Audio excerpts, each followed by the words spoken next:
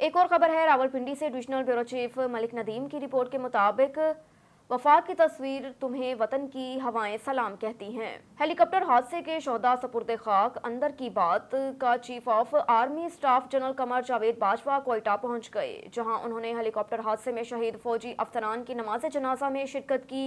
पाक फौज के शोबा ताल्लुकात आमा ISPR के मुताबिक आर्मी चीफ ने कोयटा गैरिसन में लेफ्टिनेंट जनरल सरफराज अली शहीद और ब्रिगेडियर मोहम्मद खालिद शहीद की नमाज जनाजा अदा की। इस मौके पर गवर्नर बलोचिस्तान मीर जान मोहम्मद जमाली, वज़ीर आला मीर अब्दुल कद्दूस बसंजो, सूबाई वज़रा और दीगर अहम अस्करी शख्सियात के अलावा अजीज़ो अरकाब ने बड़ी तादाद में शिरकत की। बाद अज़ां army chief general Qamar Javed Bajwa ने दोनों फौजी अफसरान के अहले खाना से मुलाकात की। इलामा अजी आर्मी चीफ ज़ियारत में शहीद होने वाले लेफ्टिनेंट कर्नल लईक बेग मिर्जा शहीद के अहले खाना से भी मिले।